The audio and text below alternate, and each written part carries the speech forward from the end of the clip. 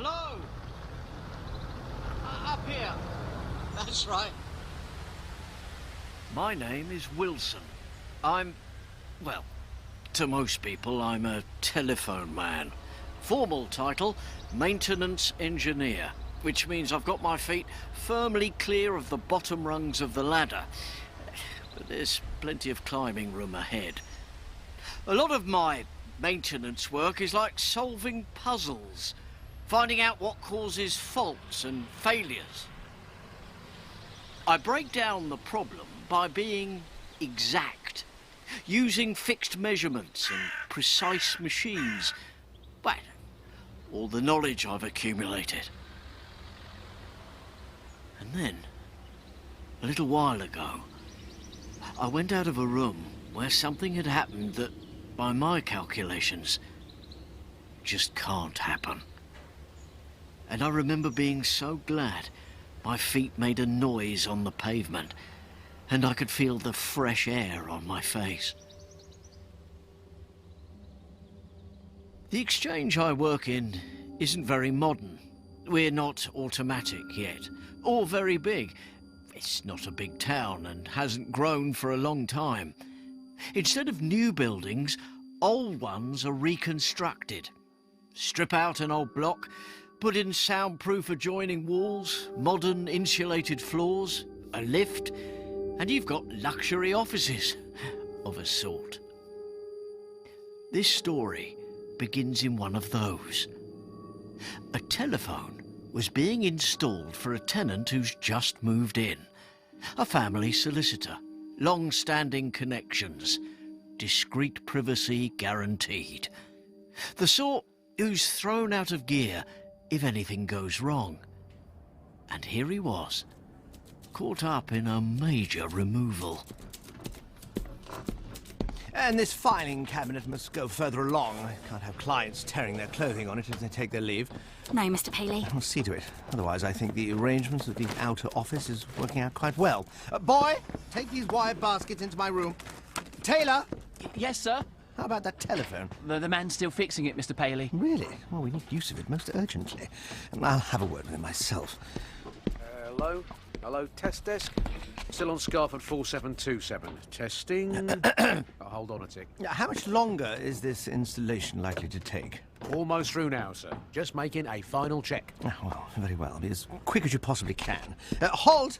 There are a number of books still to come over. Look out for them. Remainder of the Halsbury set of appeal cases. Mr. Paley, will you look at the appointments for this morning, please? Just a moment. Why are all these files lying heaped on the floor? Halt! Get somebody to attend to it immediately. And have the place like a bear garden because we've changed our address. And now, Miss Prentice, let's take a look at your appointments. Adams, 11:30, yes. Harkness, 12:15. Oh, wait a moment. This is most unfortunate. I'm lunching with Colonel Raymond at 12:30. Will you ring Mrs. Wayne and Mr. Chilcott? Cancel their appointments. Suggest they come in again. As soon as the telephone is put in. Oh, that telephone! Oh, this is getting impossible. My good fellow, how much longer... Just a minute, sir. Hello, Arthur. Oh, this is a matter of urgency. I have a business to conduct, and at the moment, everything is being obstructed. Hold it, Arthur. We finished the test, sir, and, well, about all that's really needed is for you to sign the advice note. Oh, let me have it. The instrument is working all right, isn't it? I think so, sir. Oh, think so? Is it or isn't it?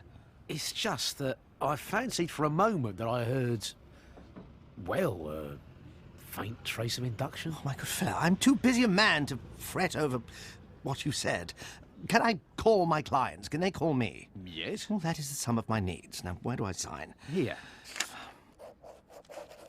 Thank you. Hello, Arthur. All complete on Scarford 4727. I'm on my way in now. Good morning, sir. Good morning. And now, Miss Prentice, get those two numbers and be as tactful as you can. Yes, Mr. Paley.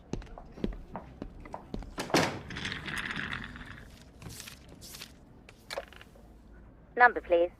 Scarford 549. Hello? Hello, is that Mrs. Wayne? Hello, Scarford 549. Mrs. Wayne speaking. Weston Paley Solicitors, Mrs. Wayne. A day or two ago, you made an appointment to see Mr. Paley this morning at 12:30, but, well, there seems to have been some mistake. Hello? Mrs. Wayne? Yes, I'm here. darling Well, that is about this appointment. Oh, sounds as if there's someone else on the line. What were you saying? It seems I made a mistake in putting you down for that time. Oh, dear. Can't Mr. Paley see me? I'm afraid it isn't possible for this morning. I'll just have to apologise for the inconvenience.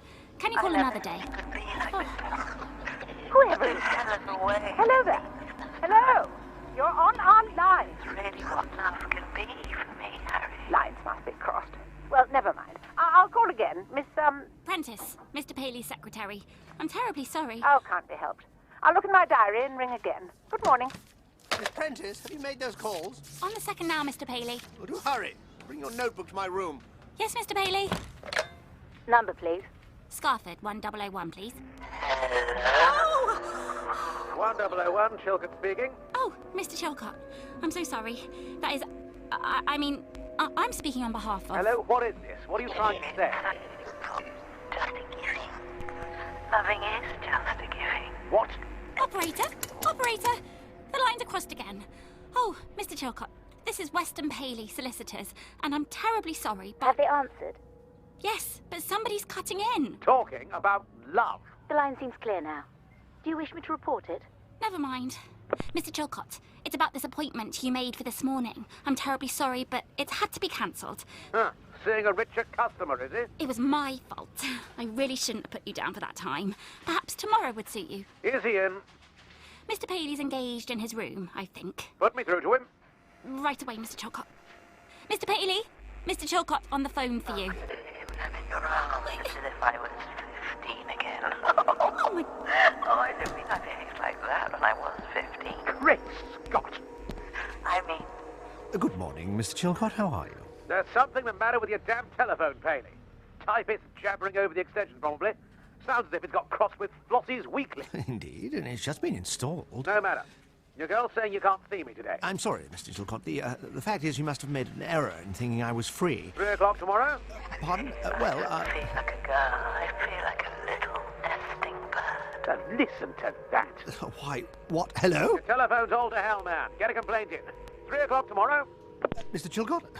You heard it too, Mr. Paley. Of course! It kept cutting in all the time I was making those calls. Disgraceful. It can't be connected properly. That fool of a man. The line may be clear now. Oh, we must make sure. A woman of that type might chatter for 20 minutes, and I can't risk further interruptions. Well, sir, I'm happy to... No, Miss Prentice, I shall attend to it myself. Number, please. Good morning, operator. During the past 10 minutes, there have been repeated interruptions on this line. The instrument has only just been installed, and I wish to make certain that some fault has not gone unnoticed by the... There it is. Operator, do you hear that? Hold on, please, caller. I'll report it for you. It's like sticking pins in myself. The lines are obviously crossed. I burn myself. Stupid woman, operator! Please don't do that, caller. Then put me on to the supervisor in charge. At once! I tempt myself into pain, Harry, with the thought of Get off the line, madam! Great heavens, operator! Get me the supervisor! I not say your name, Harry. Supervisor, can I help you? This is Mr. Paley of Weston Paley, solicitors.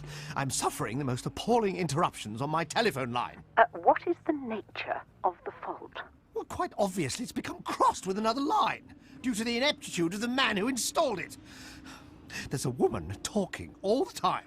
Most embarrassing conversation. It's distressing to my clients and damaging to me. Me, you naughty boy. That's her! Please, do something immediately. Your number is Scarford 4727. Oh, yes. How long has she been talking? More than 10 minutes. Can't you stop her? It's difficult. We don't know which other line she's talking on. Madam? Hello, madam. Can you hear I me? bet you were a naughty boy, Harry. Madam, would you mind replacing your receiver? I bet you're a devil with the girl. Hello, caller. Scarford 4727. Are you there? I'll send in the complaint to the engineers right away. Thank you. Good morning. Good morning. Extraordinary conversation some people conduct on the telephone. So, docketed in proper form, Mr. Paley's complaint is popped in a canister and sent down the pneumatic tube to my boys. One more love letter. How popular I am. Right, crosstalk on the line. Now, who gets this one? The test clerk, Arthur, finds the index card for the phone line, traces the plan, and locates the telegraph pole where the faulty line comes up out of the ground. Simple. To send a man to climb the pole, break the connection, test the overhead wire that runs out to the complaining subscriber. If it's clear, we can forget about it. Then the trouble must lie in the underground cable running back to the exchange. That's where it usually is. Hello, Weston Paley, solicitors. Post office telephones. I'm testing your line for the trouble you reported. Crosstalk interference. Hello? Hello, I'm so glad. We've been cutting off our clients' calls because of it. Mr. Paley was afraid they'd be upset. Oh, aye? Do you still hear it? Just a second ago, didn't you? What, since I rang? Swimming in it. Damn the wind. This way and that way, like your arms. And it would be so dangerous and lovely and... Now it's gone again. You heard? I did. Was it the same voice? Yes. That's all we want for the moment. I'll report to the exchange now. Will you kindly replace the receiver, miss? And thank you. Right. Hope you get it fixed soon. Goodbye. Bye. Number, please. Oh, Jenny, give me a test, will you? Before I'm blown off this pole. Poor Mac. Just hold on tight. Test. Hello, Arthur. McFarlane here, ringing for pole 277. That interference complaint. Any luck? Aye, I've located it in the overhead line. Spoke to the sub and heard the crosstalk myself. Yes, I'd like to die kissing you, Harry. Oh, but that's it. The same voice. It can't be. Harry. That's in the underground cable as well. Hairs on the back of your neck.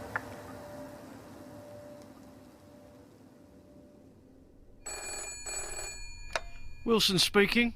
Test desk here, Mr. Wilson. We're dealing with a crosstalk fault, and it's turned out a bit peculiar, coming in on both the underground and overhead pairs.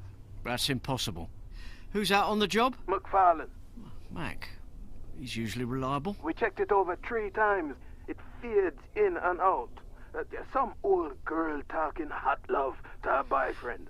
And that's another thing. As far as we can reckon, she's been at it for well over 3/4 of an hour. But where's Mac now? Gone on to test the subscriber's apparatus. It's in a solicitor's office. I want to speak to him. Be downstairs right away.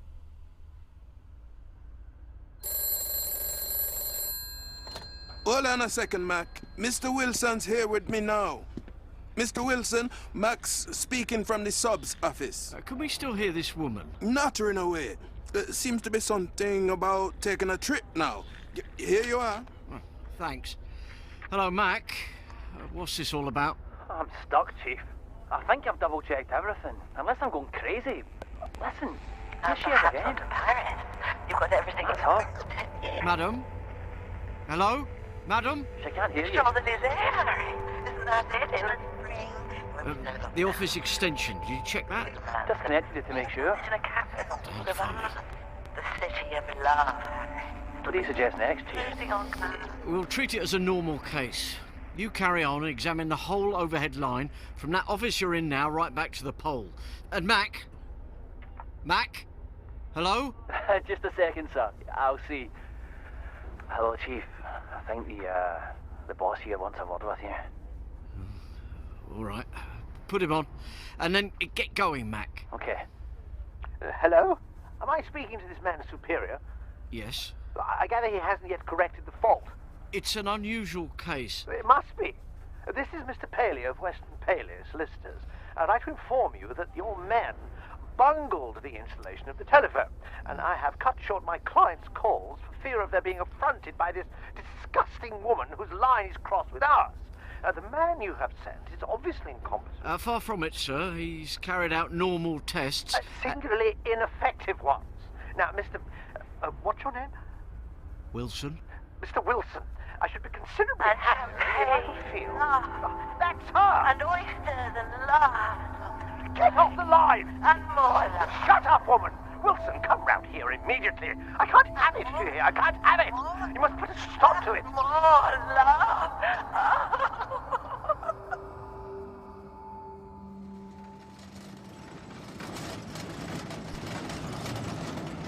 Oh, here. Ah. This is the place.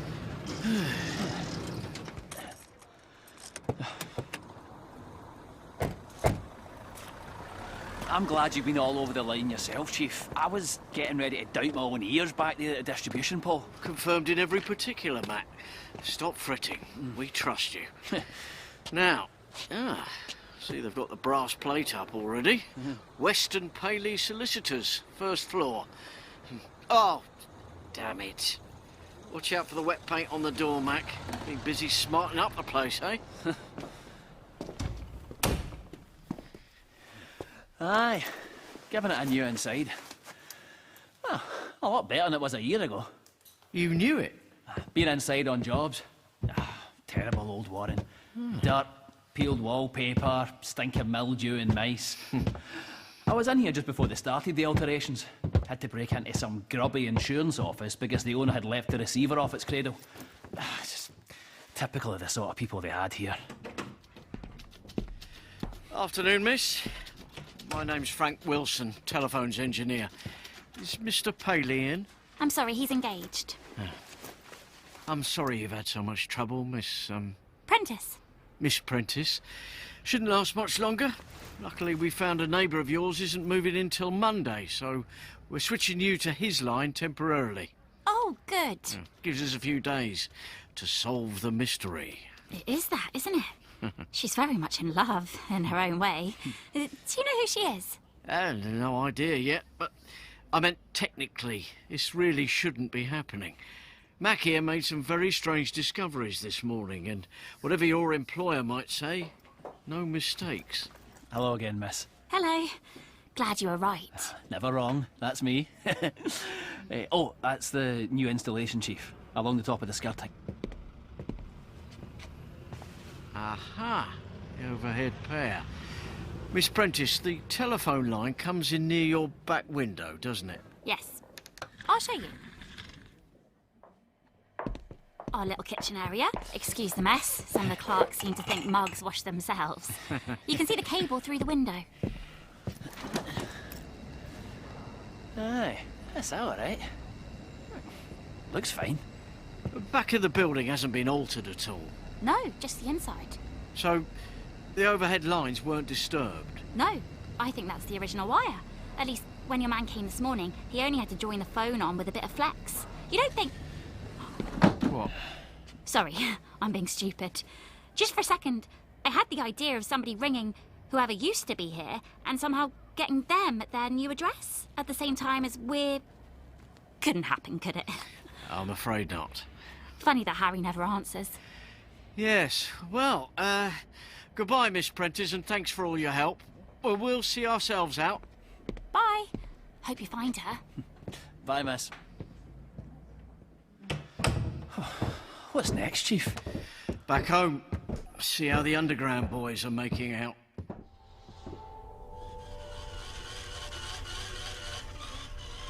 Well, there's your recheck, Mr. Wilson. Anything wrong with the insulation at any point on that line and we'd have found it. You sure there's no leakage? None. And the jointer says the same. Had the lad over every inch of the line, down every manhole. It can't be. Here, I'm not going to have you doubting any of my lads, Mr. Wilson. Didn't your man trace it in the overhead pair? He did. But did you ever hear of a case like this? A line with a voice of its own, talking non-stop, to someone who never answers. Patch me through to the test desk, would you? Arthur? Can you still hear her? Going strong, Mr. Wilson. Like to listen? Thanks. So strong. And I like it when you hurt me. And I think you'll be the death of me. God, did she ever relax? If we could only find out who she is. I'm going up to the switch room. Keep listening.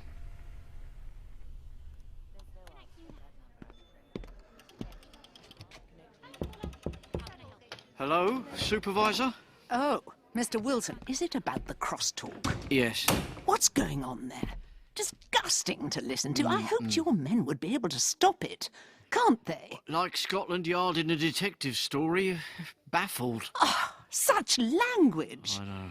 I'm afraid it's getting round among the girls about that line. One or two have been tapping it.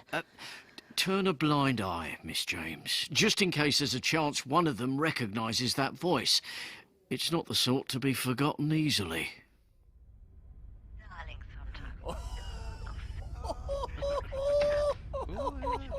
Very good. Hot stuff, eh, Mr. Wilson? Quite a girl we got here. Look, if you're all so damn keen, you can make a job of finding out. You two, I want you to go over to the mainframe and tap every line in the same cable. She must be jumping from one of them. And the full cable? The 600, Chief. That'll take a hell of a... Start with the branch at the distribution pole and work back. Chief.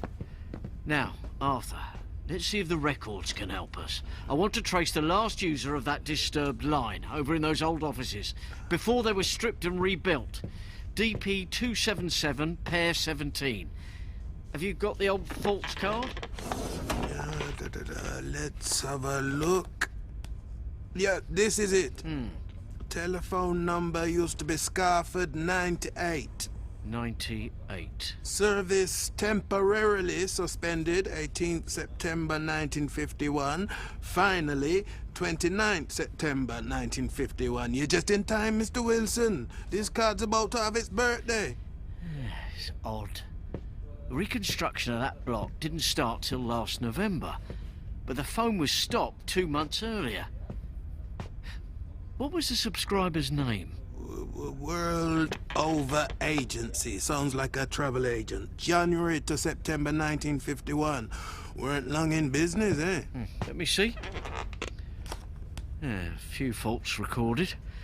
Routine stuff. There's a name here reporting them. H. Alder... no, Anderson. Anderton?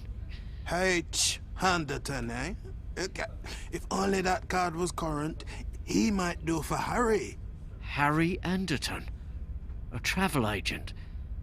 She was talking about going to Paris. Hardly as a customer.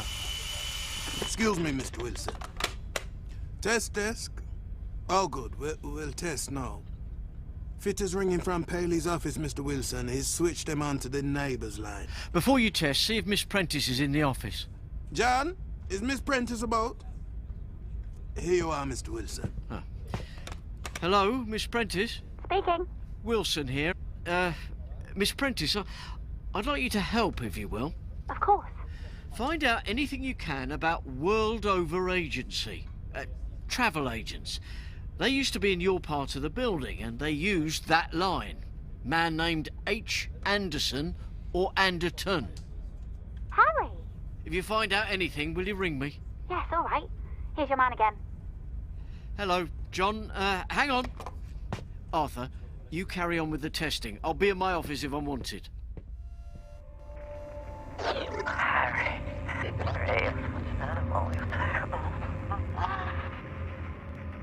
There are 2 phones in my office. I kept one connected to Scarford 4727, now discarded by the solicitor. The mysterious lady was still in her little fits of ecstasy every few seconds. Her fame had spread through the exchange, and from time to time there came a click as somebody somewhere plugged in for a little illicit entertainment. I spent the rest of the afternoon reading a lot. Searched thick volumes, long indexes.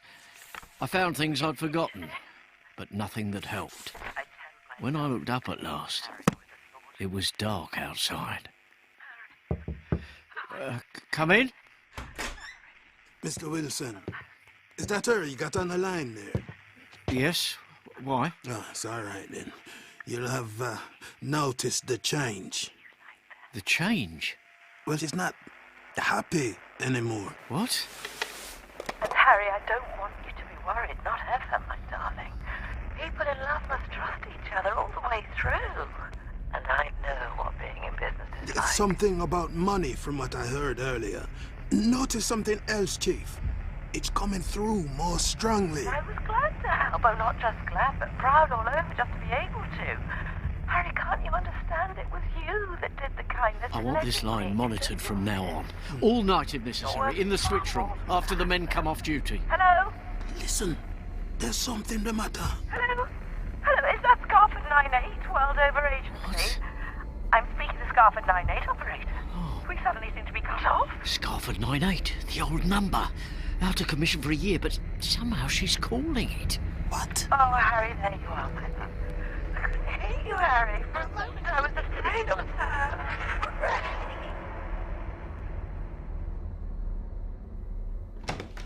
I came back in the evening for a while. I sat in my office and listened to the confidences that came again and again out of a dead line. I wish I had you here. Often they were unrelated. And sometimes they went sour. Harry, what's the matter with you today? You're not worried, darling. Harry? Say if there's anything the matter. Harry? Harry? Harry? Next morning, I was in early. Morning, Mr. Wilson. Come in, Arthur. What's the news? Well, passion fruit's still going strong. I took over from the night boys at 8 o'clock. Brought her down here. 22 hours and 3 minutes since she began. Still to Harry? Still Harry. Changed her mind about Paris, though. Wants to go to Italy or Spain instead. She seemed to suspect this Harry has a bit of a roving eye. Mr. Wilson, what the hell is it? Your guess is as good as mine. She had another spell of asking for that number. Scarford 98, as if she'd been cut off. How could it be? There's no operator on the line. Come in. Oh, sorry, Mr. Wilson. I didn't know you were engaged. No, come in, Miss James. Won't you sit down? Thank you. Shall I go, Mr. Wilson? Not unless... No, it's certainly not private. Don't worry. It's about this experiment of yours. You see, I so rarely have a bad word to say against any of my girls, but this morning the night operators were making jokes. They call her passion fruit. It had gone on all night, Mr. Wilson. And then, well, none of it seemed funny anymore. I'll be frank with you. The girls are rather distressed by it all. I'll have the line bypass the switch room altogether. That should help. Arthur, you'll see to that, won't you? Yes, Mr. Wilson. Tell the girls when you can, Miss James, that we're sure it's a freak case of induction. A radio recording line, something like that. It'll be a white lie, but still. Well, whoever can she be? I don't know yet. Excuse me. Wilson here. Hello, Mr. Wilson. Miss Prentice. Just one moment. Oh, I'll get back to my girls. Thank you, Mr. Wilson. Miss James. Now, Miss Prentice. What happened to the mysterious lady? Still with us. Well, you don't mean all night. Non-stop. Then what I found out may be even more important than I thought. You've got results. Some. I can't explain now. Mr. Paley wants me. I'll try and slip out for a few minutes at tea break and come along to the exchange. Bye. Bye. Well now, Arthur, as you heard, I want you to make a special rig of this faulty line, bypass the switchboards, run a direct line to my office. And Arthur? Yes? Get hold of an amplifier. We'll make her speak up so we can all listen. Come in, Miss Prentice. I'm very glad you were able to get away. Hope there won't be any trouble from Mr. Paley. I've taken my life in my hands. In case you're wondering, this gadget our fitter is working at is an amplifier. It's going to give us loud and clear the voice of passion fruit. Oh, that's what they've taken to calling her here. Soon as it's connected, anyway. Only be another couple of minutes. Now, what did you find out? Well, last night, after you rang, I went around asking the people in the office if they knew anything about this world-over agency, but nobody did. So this morning, I was going to tackle the landlord when Mr. Holt, that's one of our clerks, come up and said, "Was that the world-over agency you were interested in last night?" And he had a file about it right in his hand. Well... I brought it with me. Here. It's last year's file. That's why nobody remembered about it. Yeah. Well, it seems to be all about debts. Our firm acted for the biggest creditors. Landlord, hire purchase furniture, decorators, railways. He could hardly have paid a thing. It's all here. Look at the end. Court orders arresting all goods on the premises. 23rd of September, 1951. Sorry to have to inform you that the defendant, Anderton, has not yet been traced and appears to have left the district. Inquiries are being pursued by both ourselves and the police. Then, nothing more. Mr. Wilson, the amplifier's ready. Anytime you like. Oh, fine. Here we go. Darling boy, Harry. It's her. So clear. Harry? Harry, who's there? Hello? Hello? Operator? I want Scarford 98. Yes, they have answered. I tell you, I was talking to them only a moment ago. No, he didn't ring off. That makes a clicking sound. I know.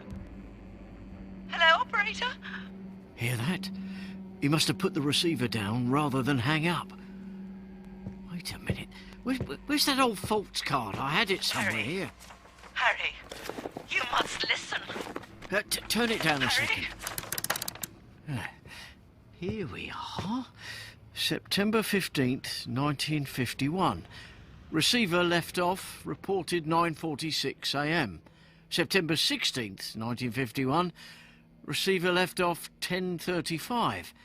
And again the same day, September 16th. Receiver left off. I've been typing that date all morning. September the 16th. Exactly a year. This is Mac's signature. John, get downstairs and see if Mac's there. If he is, I want him up here fast as you can. Mr. Wilson? Mac said something about going to that building before the reconstruction. An insurance agent, that's what he thought. Something about all these dates and times. Excuse me, Miss Prentice. I didn't know what... There seemed to be something wrong with the phone again, but the operator said there wasn't, and... Oh, Harry, my Harry.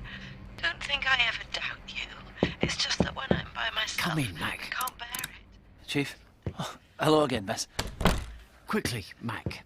You remember yesterday we were talking about the offices before they were rebuilt? Aye. And you said you went there a year ago and had to break into an office where a receiver had been left off the hook. Mm-hmm. You thought it had been an insurance office, Mac. Yeah. You sure it wasn't a travel agency? Oh, you know, I think it was. There were posters on the walls and... what the hell was the name? Something agency. That's why I mixed it up with insurance. All over? World Over Agency. Right. Well, I had to get the key from my landlord and unlock it. Oh, he was upset when he found the fella had cleared out. Mac, it's all here on the faults card of Scarford 98, alias 4727. But how? It's the same office, Mac. Altered so much you couldn't recognise it. The faults card shows that 5 times in 2 days the receiver was left off in the World Over Agency. And unless I'm crazy, these times are tallying. I know there's a continual babble from her, but just at certain times, last night and again a few minutes ago, 4th complaint, 10:51 a.m., September the 16th, 1951. Not quite a quarter to 11 now, but... You mean to say we're listening to a call from a year ago? I can't explain it, Mac, but it seems to tally. However impossible. A year almost to the minute. Is it a knob? Yes, well, by all means, Miss Prentice. Turn it up. You were pretending. The only person in the world I wanted to trust. And I have trusted you, Harry. Love is a giving, Harry. My love is, not a taking without thanks. Giving, giving, giving, giving. Is that all a woman's put on earth for, Harry? Why do you torment me so? Harry, I didn't mean... Oh, I love you so much. Harry. He's cut her off. Operator! I can't get a reply any longer. No, don't cut me off. What do you mean? Oh, yes, make them hear. Do something and make them hear. Scarford 98, the World Over Agency. That's it. 10 to 1. He's just put the receiver down on his desk and left her talking. Oh, but half a tick, though. If she reported a fault, they'd take her off his line while they investigated. Well, she's still on. Listen. I'm your girl, your very own. Do you think he answered? Harry. Oh, you devil. You mustn't say things like that. Harry. Don't try to sort it out too much, Mac. Hang on to the next entry on the card. Receiver reported off again at 4:13. Then there's just 5:47 p.m. when you found the office locked a year ago. I'm going to stand by for the rest of the day if I can. We're closed this afternoon. Can I come? I want to know what happened. Of course. Back here in time for 4:13. Like being in a garden and you smell flowers you've often seen but never smelt their scent, and it's Come in. Miss Prentice, you're cutting it fine. Do come in. Sit down. Anything new? Tell you the truth, I've been so busy all day I don't know what's happened. It sounds about the same. I found another file. Miss Prentice, what would we do without you? I found it under one of the creditors' names. Only a couple of letters, as you can see. One from another solicitor, dated last May, and a copy of our reply. Yes, something about a will probate. It looks as if Mr. Anderton came in for some money after he'd flitted, and the creditors want it. No, it's September we're interested in. Listen, if I were to lose you... No, Harry, I'm not overwrought. I'm being logical. Listen, I can't bear to lose you because I made you what you are. I saw you struggling, and I grabbed you and pulled you into safety, and it's my money. I've given you all you are. I've given you, and given you, and given you. All the tears and misery I had because I knew the whole time that you weren't any good. Are you listening, Harry? They said you put the phone down, and they have to make you listen. You needn't sit in that office again with your back turned and sneer because I'm ringing and ringing like a lovesick girl. I won't ever again. Goodbye, Harry. Harry. So that was the end of it. I don't suppose he heard more than half. He must have cleared out while she talked, emptying the safe, stuffing papers in his pockets. One last look in the mirror. Receiver reported off at 4:13. And it's almost that now. This is crazy. These times. How could this be a year ago? We didn't even get her name. It's over and we're none the wiser. I suppose I'd better... Harry. Wait, there's more. Harry, you're there, aren't you? I know you're there, Harry. You must listen, Harry. Harry, I've seen sense. I'm no good to you. To anyone. I'm old. I'm being practical. I went to my desk and I wrote my will and called the girl and Danny, and they were witnesses. That solicitor's letter. You've been having my money and spending it on women. Take the lot now, Harry, with my blessing. Take it all and pick them beautiful. It's sleeping pills, Harry. I'm full of them.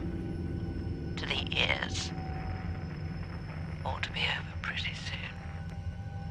Because you're the only one who knows, and if you stop me, you won't get the money, will you? So it's all right. I think I know you well enough. And now there's just one thing. I want you to... Do you mind if I say want? You won't be hurt. I want you to pick up that phone and speak to me. I want to hear you say I love you. Harry, say it. Harry, just once. I don't think that's much to ask. Much for you to give. Giving, giving, giving. Harry, speak to me. Please. Speak to me. Say it, Harry. Harry. Oh, it's horrible. Horrible. Oh, God. Poor woman. Turn it off, please. There won't be any more. There mustn't be any more.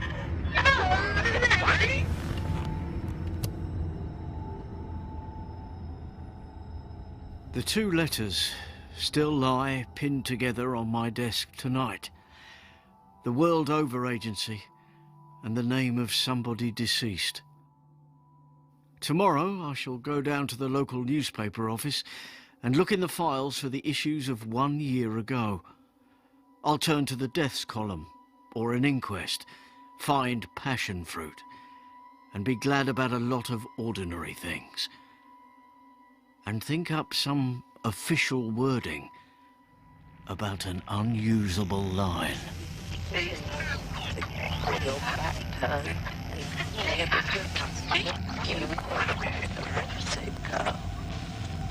I won't ever again.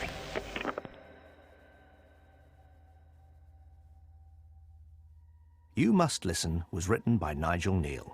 It starred Toby Jones as Frank Wilson, Caroline Katz as Passion Fruit, Rhys Shearsmith as Mr. Paley, Jessie Cave as Jill Prentice, John Scougal as McFarlane, Jason Barnett as Test Clerk, Jacqueline King as Miss James, and Dan Starkey as Chilcott. Sound design was by Charlie Brandon King. Music was by Evelyn Sykes. The director was Simon Barnard, and it was a Bafflegab production for BBC Radio 4.